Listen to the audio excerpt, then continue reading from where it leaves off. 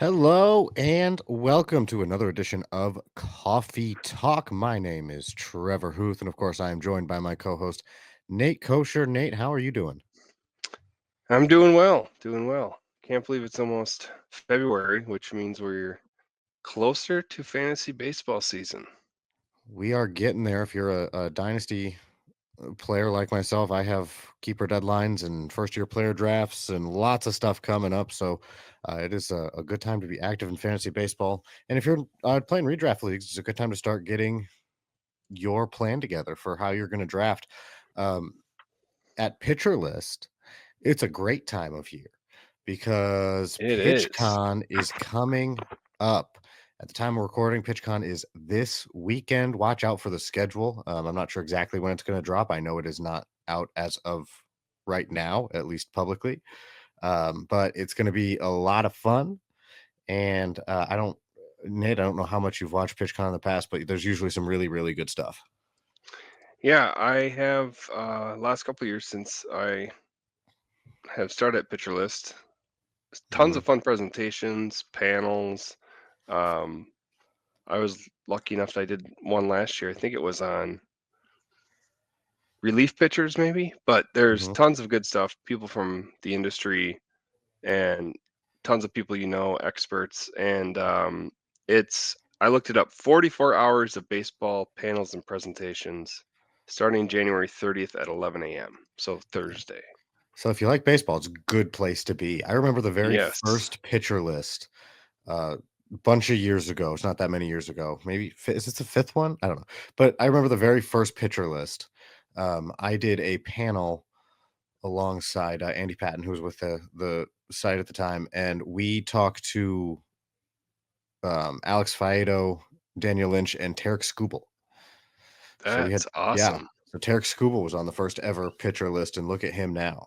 Or the Yeah. PitchCon, sorry, and look at him now. No, that was a really cool conversation. I learned a lot from them. I really enjoyed that. And then I've been on all of them, I think, except one. I think I sat a year out, maybe 2 years.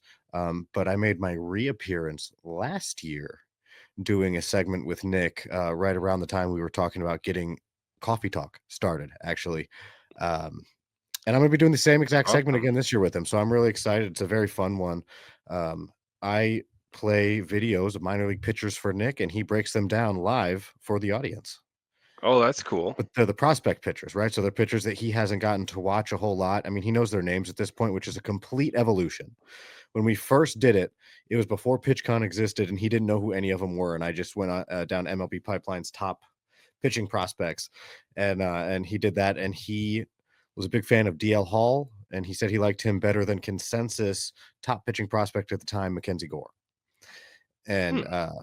so that kind of launched. We do it. We just have done that sometimes, and now did it happen at last PitchCon? It's gonna happen at this PitchCon again.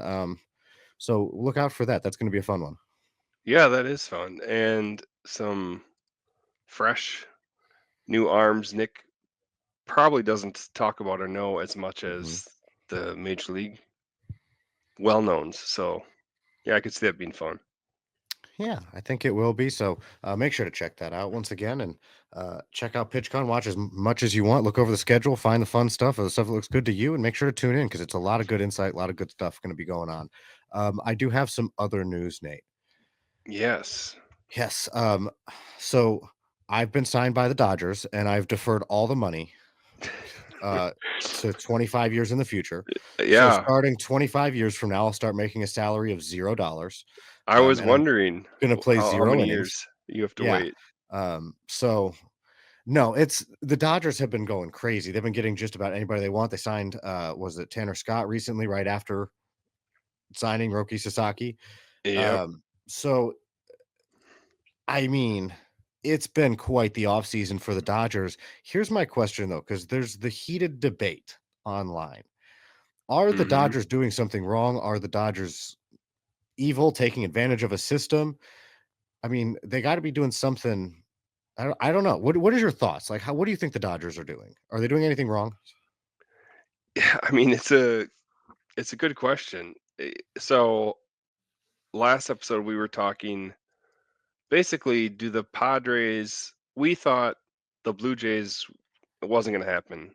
It was Right. down to the Blue Jays, Padres, Dodgers, and we thought we didn't want it to be the Dodgers, but we thought obviously they had a chance, maybe the Padres, and in the end, yep, it ends up being the Dodgers again. So I mean, it's sort of frustrating just because they keep adding everyone, and then like you said, I think it was the next day they get the top closer on the market too. Like I didn't even know they were in talks for Tanner Scott, you know, Yeah. and all of a sudden, oh yeah, now we're adding Tanner Scott as well to a deep cabinet of arms and relief pitchers they already have. Like there's probably 5 different people who could close for them. So I don't know if they're doing anything wrong necessarily, but it's I do find it annoying, and there's teams like the Twins here in Minnesota where they barely do anything, and some owners who don't spend any money, and then on the other end of the spectrum, it's the Dodgers. I mean, it's good that it gets press and it gets baseball in the sports world, the ESPN's people talking, and I think it might bring more eyes to baseball because people want to see them fail. Basically, when these super teams are created, well, let's see if they can actually do it. And many times it doesn't work out well. So Mhm. I think they're on to something in that they have a good organization, they have money to spend, a large market. But from a baseball fan perspective, it is kind of annoying. Like, are you kidding me? Like Sasaki, yeah, it's like okay, I could expect Scott thing just was like the straw that broke the camel's back. Yeah. To Yeah, their I don't credit, they're know. trying to win. It's almost too much. Right. It is. To their They credit, they're trying are, to win yes, though, they right? are. Like that's part of this. So they're making moves that and other teams seemingly are not. I'm sure they're all interested in some of these players that maybe got priced out. I don't know, but they're making moves to win. They have a really good player development team. They have a really good scouting department, so they keep bringing in talent. They could have homegrown talent. I don't know that they will for a while, but they have some really exciting prospects that are gonna be coming up eventually. If But they wanted to, they probably could, but that's, yeah, yeah, not the route they're going right now. but now they have an embarrassment of riches. They have the luxury of getting to decide, what do we do? I mean, I hope they trade some of the prospects that once they get close and they don't let them land. I mean, they traded Diego Cartaya, we talked about, but he'd kind of Mhm. fallen from prospect grace. So they're a very smart organization all the way around. And I don't think anybody doubts that. And they are making moves to try and win.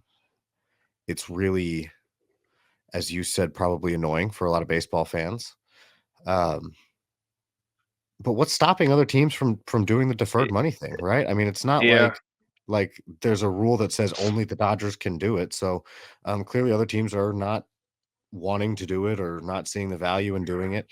And I don't know. it's It's really interesting. Like I don't yeah, know. I mean, you can see if you're a Dodgers fan, good for them, and you're a little envious in a way that your team or whoever you follow most likely isn't doing the same thing, and so it's kinda like, well, the Dodgers are putting their money where their mouth is, they're winning, they're going for it, why can't my team do that? And so it's a little envious, maybe a little annoyed. But if they can do it and they're trying to win, yeah, couldn't you say all franchises should do that You would hypothetically? you would think, But right? And yeah, it's not always the it's case. it's very I'm interested to see what they do with a lot of these players. Um, it was talked about that um, Rushing, Hmm. Dalton Rushing, their prospect catcher was going to maybe move to the outfield and start in the outfield for him this year. But now, I mean, you have Conforto, you have Edman, you have Teoscar Hernandez they just brought back. Mookie Betts moved to shortstop. He was one of your outfielders. You have Andy Pajes on the bench. I mean, so where do you fit in? I mean, I also saw that they wanted to keep him true at catcher, but you have Will Smith there, right? And he is a top prospect in baseball. He is top 100, top 30, 20, whatever, depending on who you're reading. He is a top guy in terms of prospects in baseball, and that is I'm somebody might get hurt, right? But if no one gets hurt, like, what are you gonna do about that? It's almost reminiscent of, Yadier Molina's longevity when he outlasted Carson Kelly, who was supposed to be his first heir apparent, and then he outlasted Andrew Kisner, who was supposed to be the next heir Yeah, apparent, no and one then could. he made an attempt to outlast, Herrera, Ivan Herrera, who's there now, who as soon as Yadi left, they signed Wilson Contreras, so, like, what do you do with, with Herrera? But I think he's finally gonna get his chance to be an everyday catcher in St. Louis. And then you look at their pitching, right? Just roster resource. Blake Snell, So uh, many pitchers. yeah, Yamamoto, Tyler Glasnow, Tony Gonsolin, Roki Sasaki. You have Dustin May coming back from injury. You got players who are hurt going to be out for a while, but Kyle Hurt, River Ryan, Emmett Sheehan, Gavin Stone, they're all eventually going to need somewhere to pitch, even if it's not till next year. And that's not even counting Bobby Miller and Landon Knack, That Justin that's what I was gonna Robleski. say. Like, Remember Bobby Miller, how good he was? What are they gonna do with him? I mean, he wasn't good right. last year, but the And don't get me wrong, they've everyone potential's has the there. pitching their starting pitching woes, right? Guys are gonna get hurt. You never know what's gonna happen, but do you need 12? Yeah, I know. They have a basketball team of starters. I mean, that's about what you carry on a basketball roster for starting pitchers, and Right. it'll be interesting to see how that all falls into place. I did read one story about Michael Kopech. We had talked about him Mhm. potentially with some arm fatigue or arm issues, and I thought, oh, that's why they went after Scott then because they don't Mhm. feel maybe as strongly about him. But even if they didn't have Scott, they could have went to Phillips. Blake Right. Trinan's pretty good, and maybe some of the starters. So yeah, it'll be interesting at the very least. I think. Or you put Miller there, right? You could put Miller Yeah, in the bullpen, and he's got loud stuff, and if he finds a zone, that would work out just fine. I mean it's yeah. I don't even know how they're gonna figure it out to be honest. And look, you can never have enough arms, right? It's not a bad thing that Yeah, they have all these arms. It just and I'm not sure that they care. They're an organization focused on winning championships, but it's almost a disservice to some of these players who could be competing at the major league right. level and I at a think high level. Because some of these guys, if you move them, they're going to be maybe in the middle of some rotations, depending on who they are. So exactly. at some point, Yeah, maybe doing a disservice to the players. But if you're the Dodgers, do you care? Because you're building teams that are going to hopefully win championships for years to come. Like you're getting stuff set in place for you to be a dynasty baseball team. Which I mean, baseball's hard to win consistently like that because there's just such an element of who knows what's going to happen next, right? Any day, it's the right. old adage. Any day, any team could go out and win. Now, granted, if we put together a team of like you and me and a bunch of our friends at Pitcher List and went out and played the Dodgers, we're probably not going to win ever. Nope. But I think they but might Major go League Baseball players, 162 and professional 0. baseball players, right? You'll win some games, and if you win games at the right time in October, there go the Dodgers. So, you know, Yeah. there's that I mean, element to it all, but they've done everything that they physically can to have a talent machine in Los Angeles. yes, 100%. And I mean, now they have, well, with Otani Betts Freeman, that's 3 MVPs, 3 future Hall of Famers, most likely. And separate from that, the rest of the guys who have made all-star teams, they're all-star quality. Almost all the starters are there. So it makes you think maybe the Bobby Millers, people like that, maybe they will trade them and clean it out a little bit and dangle some of those. I mean, I'm sure other teams would be very excited to get their extras. Just think I'm sure other teams are calling, but I Yeah, mean, if you're the Dodgers, do you sell them just because you have them? What do you need? What are they trading them for? What do you need? What right. are you gonna restock your farm system? You got a good farm system already. I mean, It it's is. Yeah, it's ridiculous if you actually sit and look. I'm going through the roster with you. It's crazy, but so just good for you know, them if you cheer for the Dodgers, right? It's yeah, exciting. just as an example, right? recently put out a top 600 dynasty prospects on Fantrax, myself and Wes Hughes. And if I go to my personal rankings of top 600 that I contributed to this, the Dodgers have prospect number 9, 31, 35, 62, 94, and then, if you want to count it, 107 right after that. It's not like they're hurting. I mean, they're all hitting Yeah, prospects, but they have that's pretty pitching good. for days already. So, like, so what do you trade for, right? Like, what are you actively trying to get by trading these guys? It's almost worth holding them just in case you have a barrage of injuries, like tends to happen. I mean, Tyler Glasnow is really, really good when he's pitching, but we've talked about he's a little bit fragile. He gets hurt a lot. So, is it worth keeping these guys just in case you have that barrage of injuries? And it probably is, right? You can never have enough arms. Keep saying it, but it's true. Yep. So they may revisit roles, right? If they need to fill in bullpen roles, they might just call on one of those guys. There's a lot of options. And I know trading seems like the biggest one, but my main pushback with that is what do you go for? What are What are they you trying to asking gain? teams for? Right. Like, how do you Yeah. improve your team by trading them? You really, I mean, I guess you add prospects, but what are you going to use the prospects for? There's no room for them.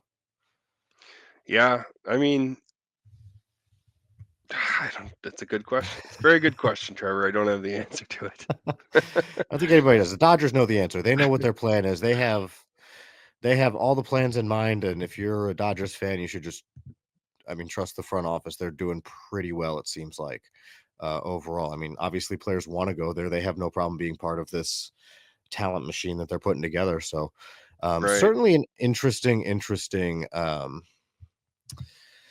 I don't even know what to call it. It's not an event, but an trend happening No. Yeah. in Los Angeles. I mean, they're just getting everybody that they want. It's almost like they are a really good college team doing recruiting, just pointing, going, you, and you, your Dodgers, you come here, and the rest of you can go somewhere else. Yeah, it is almost like a major college football program or something, and they're just pulling in all the five-star recruits. Yeah, Nick Saban rolling up, going, I want you, and you. Let's go. You're gonna come play It's for just us. right. Like I don't. It's crazy. It's honestly fun. Look. As annoying as it is, I'm gonna go out on a limb. This is fun to watch, right? I want some of these guys on my favorite team, sure, but this is almost unprecedented. It probably is unprecedented in the I would history of say it is. baseball, Yeah. right? So we are seeing baseball history in one form or another. And yeah, if this is baseball's first super team, that means other teams will follow. I mean, remember the Boston Celtics? I think they'd be the credit for the first super team when they put together Garnett, Pierce, and Ray Allen. Yep. And all of a sudden, teams started following suit. Then all of a sudden, we got to see LeBron, Wade, and Bosh, and teams put together. And then it was. I'm It kinda sure there's became the ones in norm. between, but the ones I remember, Yeah. right? But then you have Curry, Thompson, and Durant, right? So we Mhm. might see teams follow suit. I don't know if there's any stars left. They might all be in Los Angeles at this point, but we're going to start seeing teams maybe trying to follow suit, going, hey, we're going to get our farm system right. We're going to get our development right. And then we're just going to go after free agents and have something to compete against the super team on the West.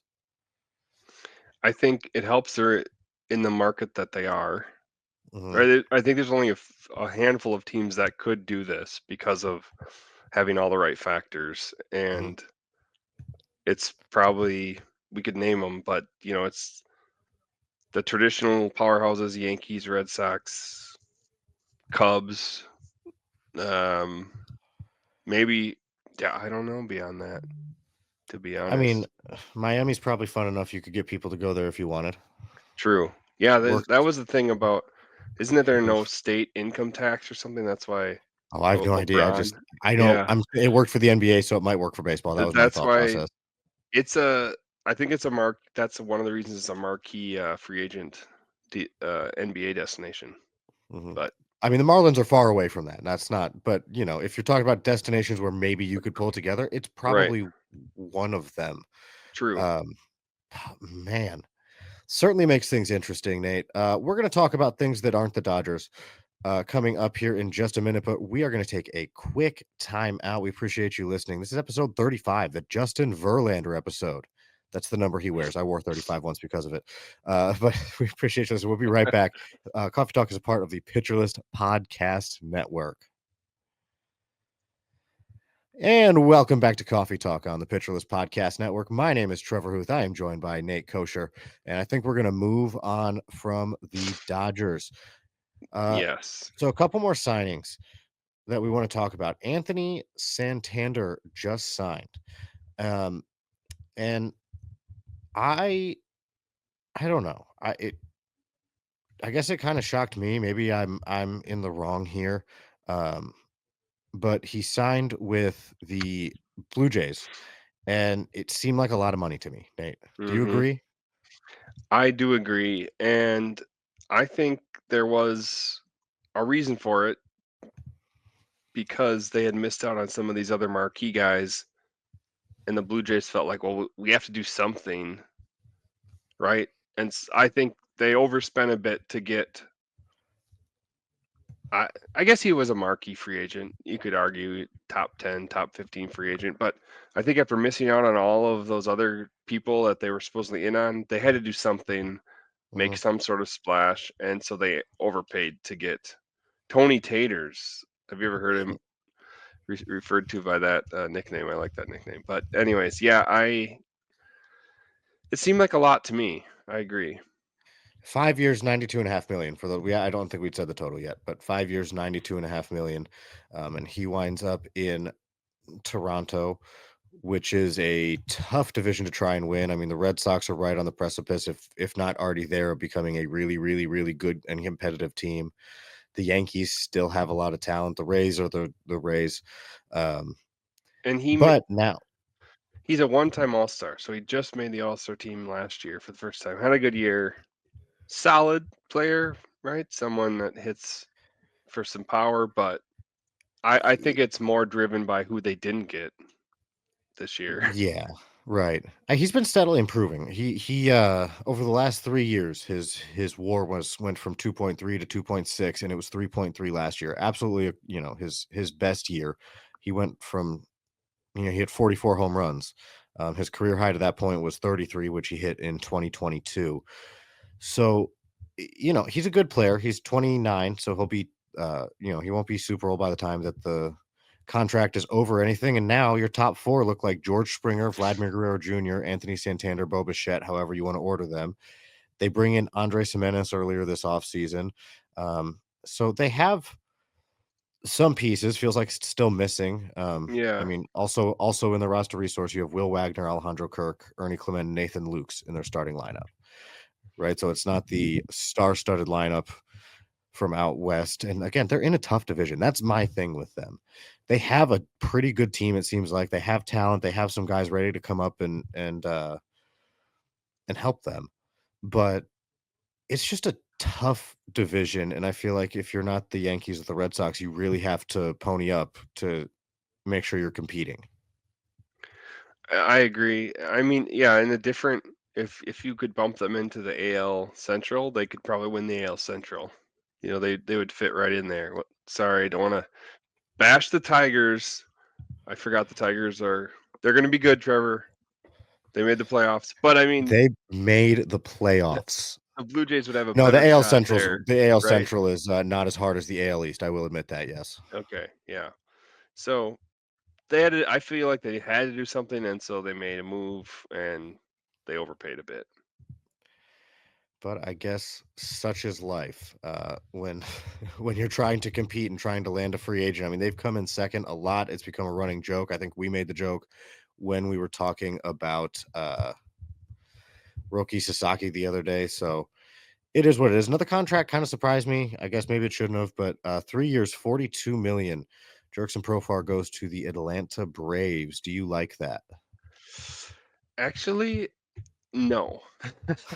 And I think I like this worse than the previous deal with the Blue Jays and Santander because if you look at his stats, he's another player who I would argue he hasn't even been as good so far, and he had a career year last year. I need to look up how old he is. I think he is 30 or 31.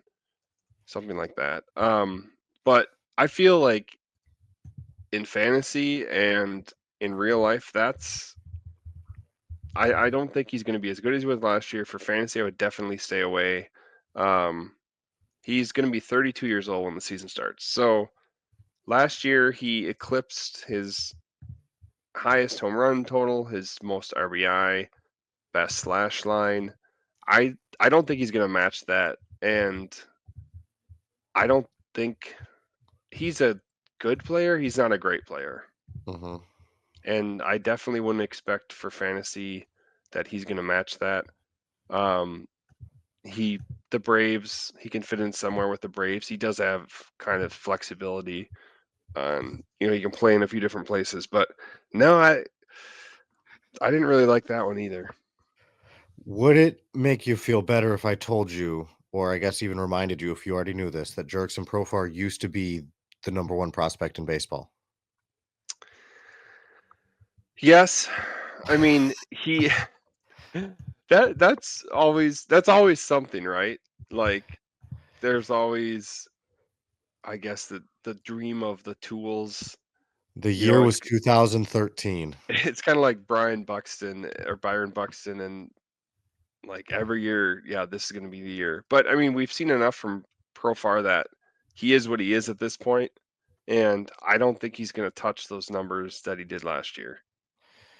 So just for fun, okay, the Hmm. top five, according to MLB Pipeline in 2013, when Jurickson Profar was the number one prospect in baseball. Number one was Profar. Number two was Dylan Bundy. Number three was Oscar Taveras, rest in peace. Number four was Will Myers, and number five was Taiwan Walker. Okay, so I'll give you, out of those five, he's had the best career.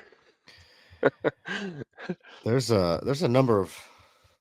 I It's love looking interesting to back do at these. those. I love looking back at Yeah, random years for prospects. I mean, I mean, um, yeah. Bundy,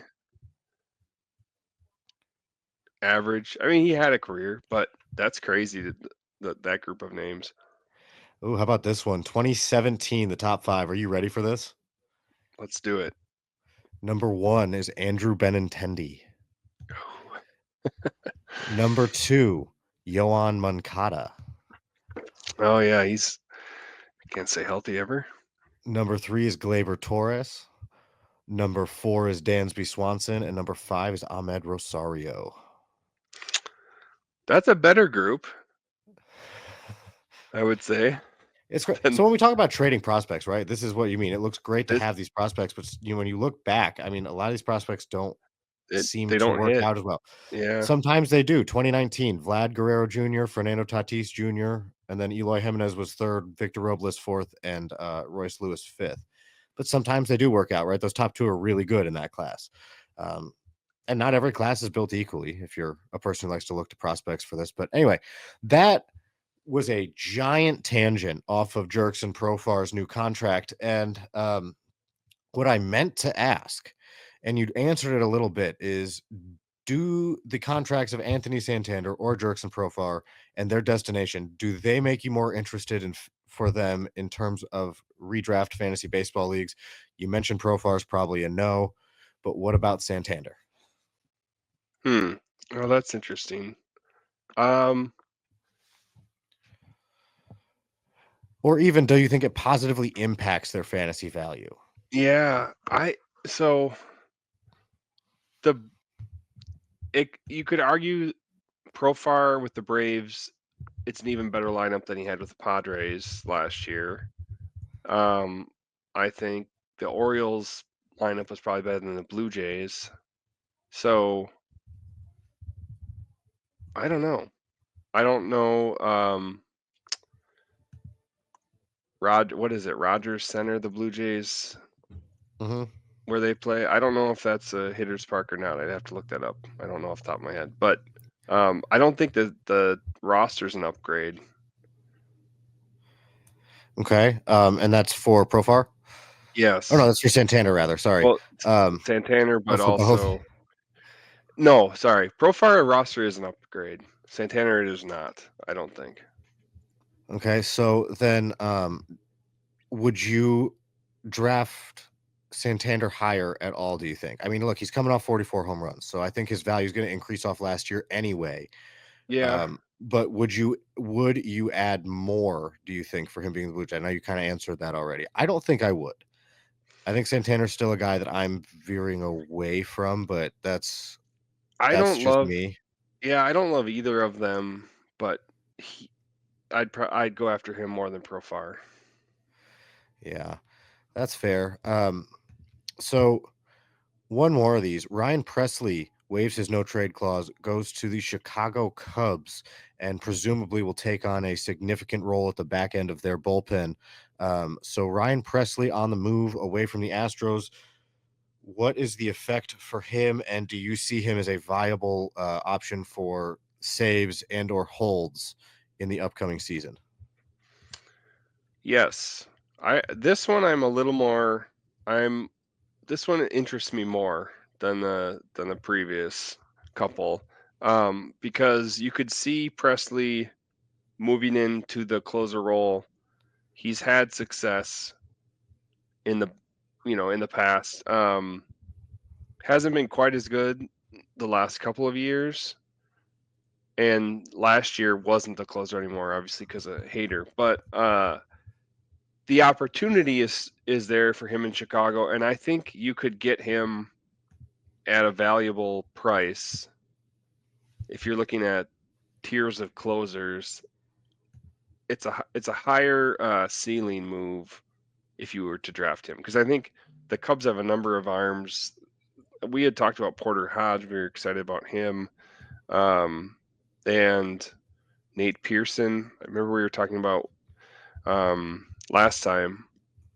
But I think Presley has the chance where he could run away with the job, and he's good enough that he could probably get 25 or 30 saves. Mhm. The possibilities there. So that one would be one am still I'd still keep an eye on. I wouldn't draft him. He's not quite up in the upper echelon of relievers, but he's probably that next level down.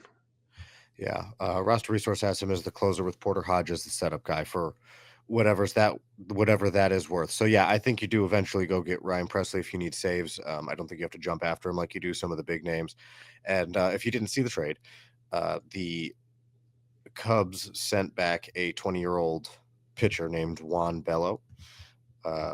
He is coming off of a year where he pitched in Single A, just shy of 90 innings, 3.21 ERA, 9.13 K per nine, 2.81 walk per nine. So all pretty good stuff. I mean, that is again just low A. I don't know a whole lot about him per Baseball America. Yeah, He's got a low 90s fastball, a low 80s slider, and a changeup. And um, it looks like he leans on his secondaries according to the Baseball America write up. So not anybody you have to worry about for redraft. So we don't necessarily need to touch on him, but he was what the Cubs sent to Houston in return for Ryan Presley.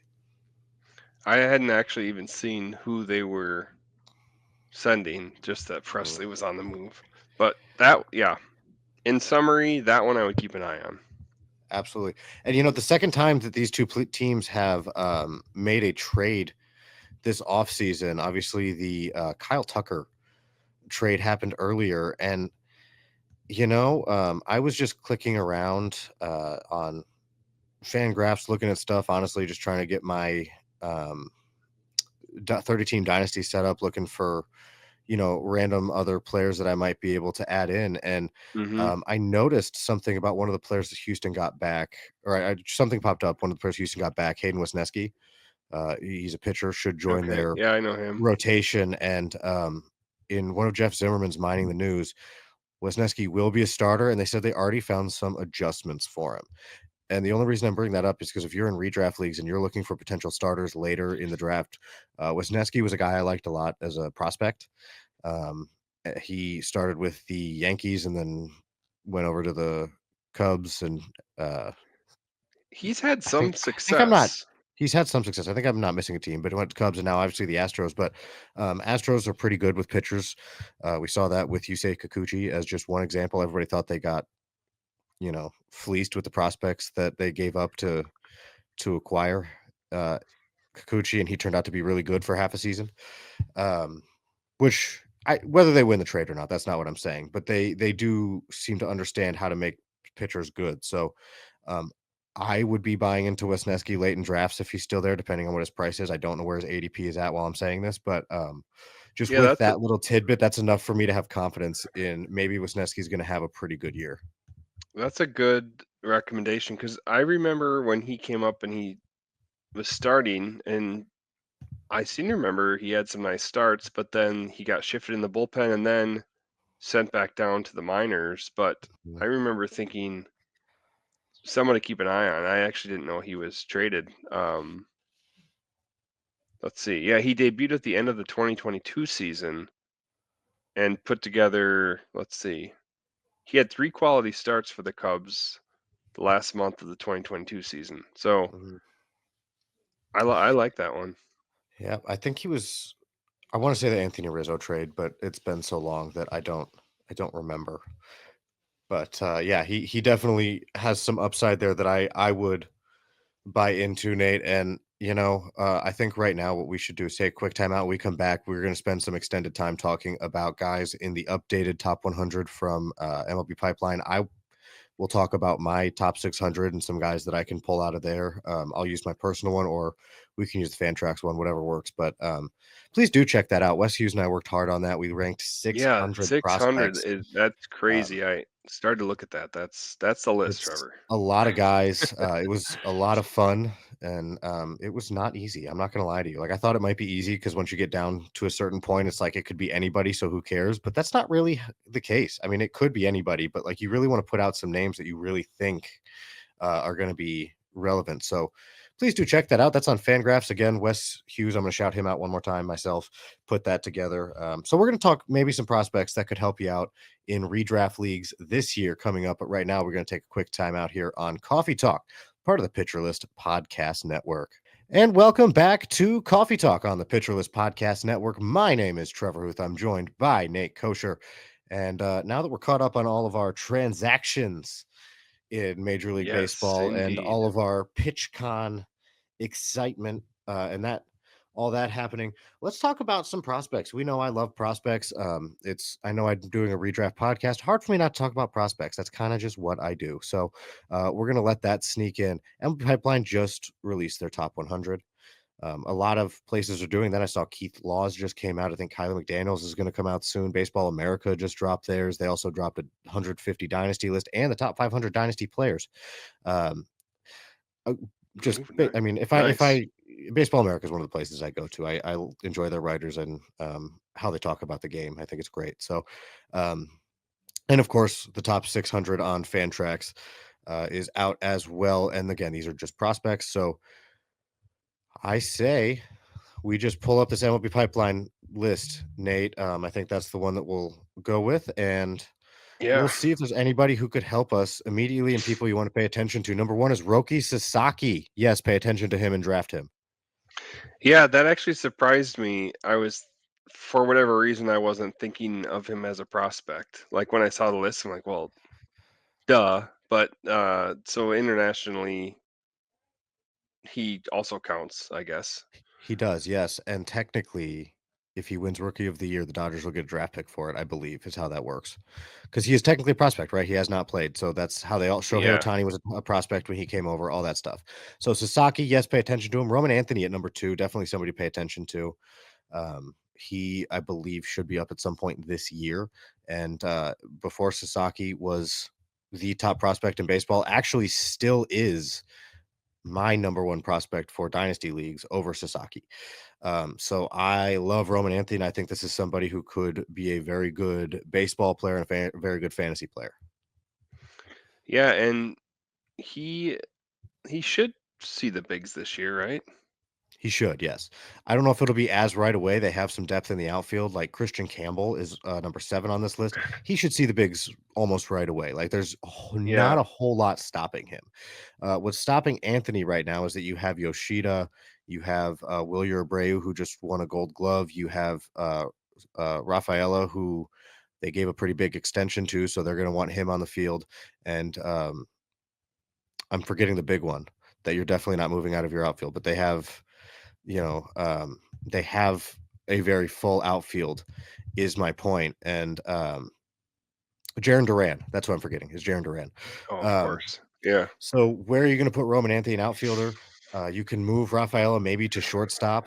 I think that might be what they do once Roman Anthony's ready, and then you have Christian Campbell playing second base, maybe. But they have some options coming up. They're going to have to make some decisions, but certainly Christian Campbell and Roman Anthony, teammates who are in the top 10, who should be up this year to help you. Another couple guys, Dylan Cruz, Jackson Jobe. I know we've talked about some of these guys before. I'm not trying to gloss over them. Like, we know these guys are going to be good. I think it Yeah. almost Yeah, behoove we've us to go to the back end of the list and start there and work our way up. Um, and now that I say that, oh my gosh. So Noah Schultz, I'm so sorry. He's not at the back end. He's you number I just passed him and saw he's his name. He's number 16 on here. 16. Yeah, you better talk about him more. Maybe every episode we give a Noah Schultz Okay, but did portion. I text you the update? I'm pretty sure I did. I saw, so there was a tweet that somebody said Noah Oh, Schultz is that's right. still Yes. growing. He is up to 6'10" and like 240 now. Yeah, I that was That's all. crazy. I'm not gonna push my Noah Schultz agenda any more than that. But for those wondering, I have him at number 5 on my dynasty list. Um, I'm not gonna push that anymore though. Just Yeah. thought that it's worth noting he's now gonna be listed at He 6'10" because why not? Um, Watching him pitch, I mean, he's a specimen, and mhm. I can see why you're excited about him. Absolutely. You So, want to talk about another big pitcher? keep your eye on him. 6'7" is what he's listed at. Jacob Misiorowski with the Milwaukee Brewers, number 100 on Pipeline's update. Could be up this year. I have seen he's not going to start if he's up this year. They may make him. They may take the Corbin Burns path with him, where he's a reliever for the first year, year and a half or so, and then they put him in the rotation. Um, Yeah, big stuff, loud stuff. Um, walks a lot of guys. exactly. I was reading about him this week because I was thinking of I saw in my big deep dynasty league someone put him on the trading block, like Mhm. freshly onto the block. And I had heard about him, but I went to read more about kind of what's going on currently. Yeah, and exactly like you said, crazy stuff with the fastball. He's got, let's see, It's a big touches. fastball, big slider. Yeah, exactly. Touches triple digits. Slider might be just as good of a pitch as his fastball, but the control is the issue. Which, putting all that together, makes you think: is this a future lockdown closer or a big time reliever, or is that where he'll end up because of the control? He But might be. He really might be. it, Um, it's something to monitor. I Top mean, look, end we're talking talent. just to put numbers out there. We're talking a 30% strikeout rate, which is insane, and a 14% walk rate, which is not good. No. But he had a 2.55 ERA. That was 17 innings in AAA. So a 3.50 ERA in 79, almost 80 innings in AA last year. And it was the same numbers across the board, whatever level he was at. It was about 30% strikeout rate and about 14% walk rate, give or take, a few tenths of a percent one way or the other. But it's that's what it is. It's strikeouts, it's walks, and he may limit runs. I think the same conversation could be had. I don't know if he's on the top 100 list off the top of my head, but Emiliano Teodo with the Rangers, another super loud fastball, throws really hard, strikes out a ton of guys. Teodo had a 30% strikeout rate in Double A and a 14% walk rate, but he had a 1.98 ERA. So these guys wiggle out of it because they can get whiffs. But Yeah, the question is, does it work as a starter long term? and once they get to the bigs, will that become a bigger issue? Mhm. What their current profile won't translate as well, and then it could go sideways. Yeah. For the record, I have Jacob Mizraski 125th um on my top 600 dynasty rankings. The command thing really worries me. I know he's pretty close, and I know he'll have a good role, which is why he's still near 100. But I don't know. It I didn't really want to put him inside the top 100 because I just don't know if he's going to be a starter long term, and I wish I could say for sure one way or the other. Um, Yeah, that's fair. some other guys that you might want to look into: Kevin Alcantara sitting at 90. I believe we've talked about him before. He would have Hmm. also come over in that Anthony Rizzo trade with Hayden Wesneski. Which I adore Kevin Alcantara and his tools. He has such loud tools. Those guys don't always pan out, but he could be a really, really good baseball player. that's what I was gonna say. I I had him on the same dynasty team that I was referencing, but I noticed from this year to last year he's dropped on the list. He's a little bit lower, but I think could be I don't know if he qualifies yet into buy low, but someone that you could probably get for cheaper than at this time last year, and the upside is there. Um, like kind of a five tool guy across the board. Doesn't really have any huge weaknesses. Potentially, you know, But hits we are and talking or home redraft, runs Nate. and steals. Right, home run, Yes, yeah, but we are talking yeah, redraft, you're right. and that's Sorry. that's Now I'm part thinking like of. you, Trevor. I know, and I keep reminding myself that, that's why I reminded you. So, You're right. when it Thank comes you. to redraft, Yeah, um, they have Kyle Tucker, they have Ian Happ, I think Seiya Suzuki's mostly gonna be DHing, but they also have Pete Crow Armstrong. Alexander good Canario is point. probably gonna take the bench spot, and you're gonna let Alcantara get regular at bats, in the minors along with Owen Cassie. So you have 2 of your top end hitting prospects as outfielders, and you don't really have room for them. Alcantara moved down probably. Well, honestly, I don't know. He had a pretty good year last year. I think the power might have been down. He was and the speed. He got 14 home runs, 14 steals in his 111 games in the minors last year. You might look at his 148 plate appearances in AAA and his 29% strikeout rate and say, well, can he hit enough? I think that's always going to be a question. He is so gifted that he could be one of he just could be a do-it-all baseball player at a high level. But in redraft, I think you have to take into account the fact that where is he going to play, Yeah, and so you're kind of banking on injury with him, and he doesn't have an immediate spot that you can see at least right out of the gate. So if we're you're talking right. prospects Yeah. for redraft, I don't know if Kevin Alcantara is one you're going to want to go and draft unless you have an NA spot, then maybe you want to consider that. But he should be up at some point in 2025. I just don't know if it's early enough to warrant him being somebody you go after in drafts. No, very good points. I was starting to think dynasty with him and what we were talking about with our some of our other guys earlier. But yeah, no, I for redraft probably not maybe a name as the season progresses you'd watch on the waiver wire, but I wouldn't be drafting him. Yeah, so let's move on to the next guy. We're going to go with number 80. And I'm just jumping to guys who are in AAA that I think may Have debut here have a shot. this year. But Yeah. number 80 is Thomas Harrington with the Pirates last year. Um, between mostly double A and triple A. He put together a 2.61 ERA with a 25.1% strikeout rate and a 4.1% walk rate. So he throws strikes, doesn't walk a lot of guys, and may find his way into a young Pirates rotation. I see no reason why he shouldn't, at least early. You have Skeens, Keller, Jones at the top, and then you have Falter and Oviedo there, according to roster resource. But Thomas Harrington, I think, is definitely a guy that I would look into, Nate. I don't know if you've looked into him much, but do you have any thoughts here on Thomas Harrington? Yeah, I was just gonna say someone where the stuff is not as exciting as Mizorowski, who we are just talking about, but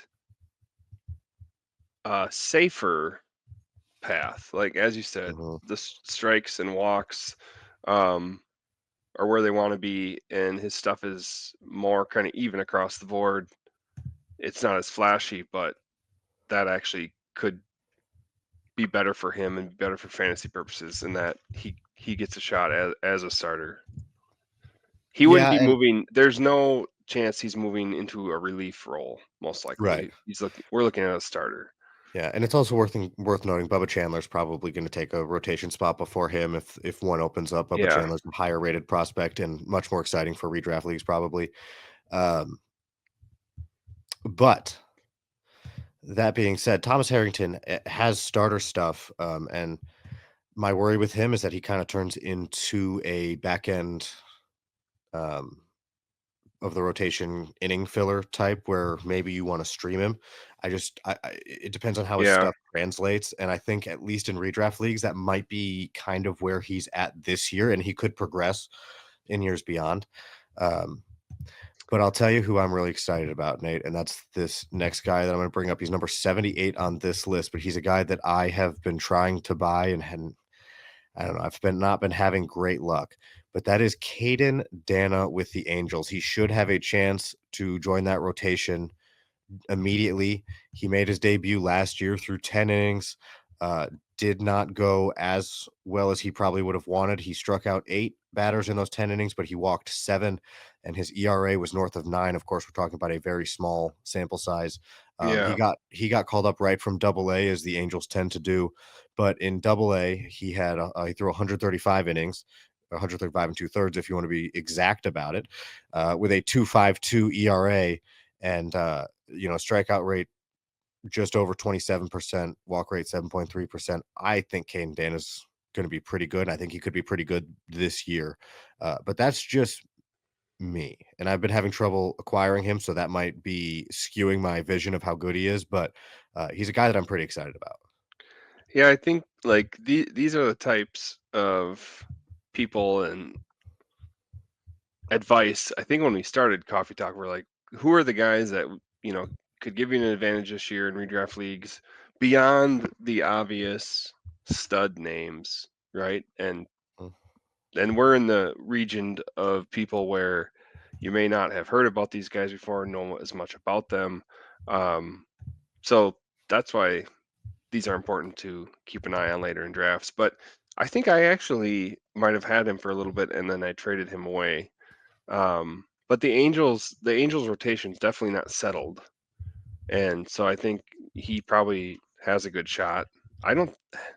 I feel like the Angels did a little bit in free agency at the beginning of the offseason, but other than that, um, I think their starting rotation is probably up for grabs. Oh, that's who I'm thinking of. That's where Kikuchi went. Yes. Yeah, that Yeah. that's what was in my mind. Other than that, though, a lot of different arms that could take some Mhm. spots there. And just to catch up, as just because I'm sharing my rankings, I have Thomas Harrington at number 72 for dynasty leagues. I've Cade Dan at number 59, so he cracks the top 60 for me. He's got a really good swing and miss type fastball that can get into the mid 90s. I think it tops out around 96. And he's got a good slider. Like he's got good stuff, and he's shown that he's going to throw strikes. And I just think it's going to translate eventually. I don't think we judge him off of 10 innings at the big league level. I don't think anybody No. would, but I just think the stuff's going to translate really well, and I'm very excited about the possibility of what he could be, um, in this upcoming season. So that opens the door for Tink Hens, who's one spot above Caden Dana from MLB Pipeline at 77.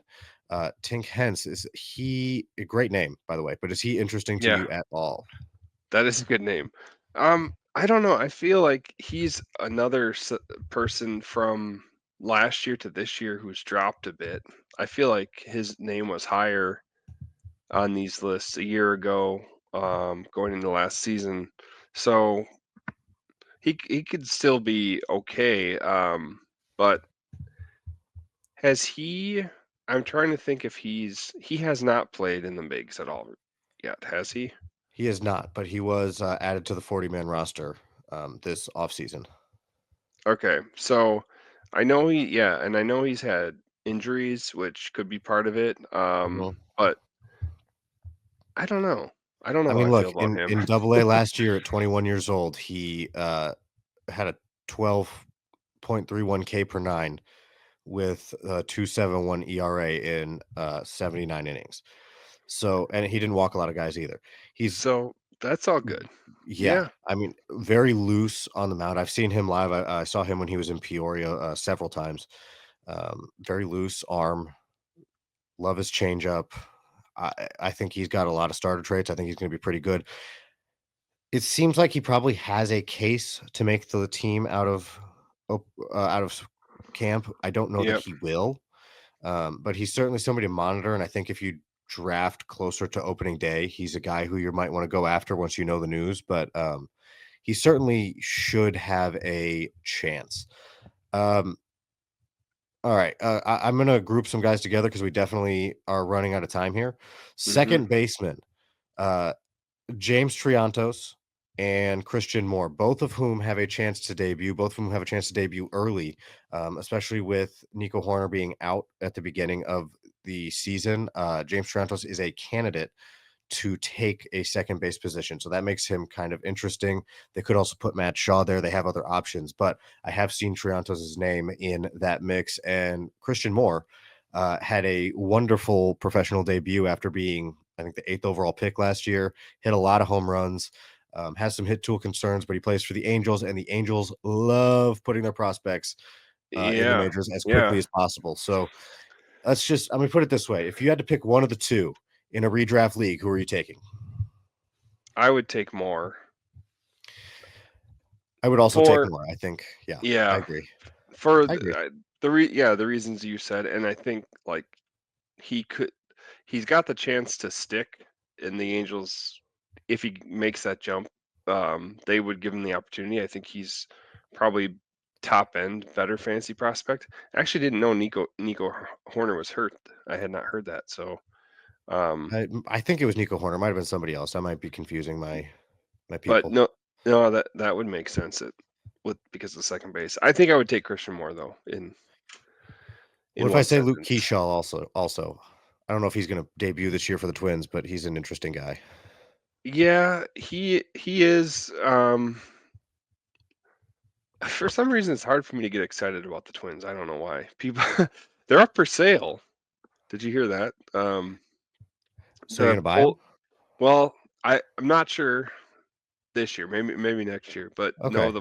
the longtime family who people have always been mad at not spending money. The opposite of the Dodgers. The poll ads have the team up for sale. But I mean, he's kind of a slap hit guy. I Yeah, know. Not I don't know, not that exciting to me. It might just be because people are mad at the Twins. They kind of had a could down be. year. They don't do anything. All right, one more of these. I'm gonna Yes. make you pick between 2 players. They're pitchers. One of them is ranked 35th, and the other is ranked 44th. Both of them have debuted in the majors already for at least a little bit, and both of them should have a role early on, if not immediately next year. We'll see. But if you had to pick between Rhett Lauder and Kumar Rocker, who do you pick? Oh, dang. And in case you're wondering, Rhett Lauder is the higher ranked per MLB pipeline of the two. That's a hard one. Um, yeah, that's hard. Thank you. Yeah, I tried. I really did. That's a good one. Um, the well, I'll hedge at first. Those are two people I would definitely be keeping an eye on and thinking about drafting this Yes. year for Strong arms. agree. I like Rhett Lauder a lot. Yeah. Are you locking it Ro in? Yeah, I'll say louder, but I think Rocker has the opportunity to be better Mhm. if everything breaks for both players. But I'm going to say louder for right now. Honestly, I think Rocker probably is the better of the 2 pitchers, long term, short term, whatever. I have Rocker at 25. I have Lauder, at 29, so they're right next to each Oh, other they're on my close. list, Yeah, that's a and I close one. prefer Rocker, but that's dynasty where I'm thinking overall talent. If I'm thinking redraft and getting the, stats from guys, I'm absolutely taking Lauder because I think he has a much better chance. He probably has a rotation spot, whereas Right. Kumar Rocker does not at the moment. That doesn't mean one won't pop up for him. And the other thing is, Kumar Rocker has definite stamina concerns. He hasn't really thrown Hmm. that many innings since turning pro, or even a few years prior. So um, he's going to be on a pitch count this year, and I know they want to stretch him out so he can handle a starter's workload long term, but I don't think that's this year. So I think if you're looking for a pitching prospect in redraft, I almost don't go with Rocker just because how much are you going to get from him and when is a giant question. I think you do Yeah, go with Louder because he's had success and he has a spot immediately. right. Yeah, day one, you could there's not concerns, so the quantity Mhm. would be greater. Yeah. All right. I think that's going to do it, Nate. Always good talking to you. And as we move on, I will share more of my top 600. Feel free to ask me questions about it if you're in dynasty leagues. And and if you're in the pitcher list Discord channel, I did share my personal top 600 with that community. And of course, well, I'm always happy. I'm always around talking about that stuff. And Nate's there as well. All pitcher list staff are. It's a great thing if you want to sign up for it. Yeah, But I for now, gotta we do go read your list. I gotta check that out, Trevor. yeah, I've just been yeah. browsing it, but 600 is so many names. 600 is so many names. And I tried to do some stuff. There's some guys that I'm really excited about that I probably shouldn't be, but that's how the ball rolls sometimes. But always appreciate you guys listening. We will have another episode coming up in a couple of weeks, and pretty soon, before you know it, we're gonna have weekly episodes once again. So thank you once again for listening. For Nate Kosher, my name is Trevor Huth. You've listened to Coffee Talk on the Pitcher List Podcast Network.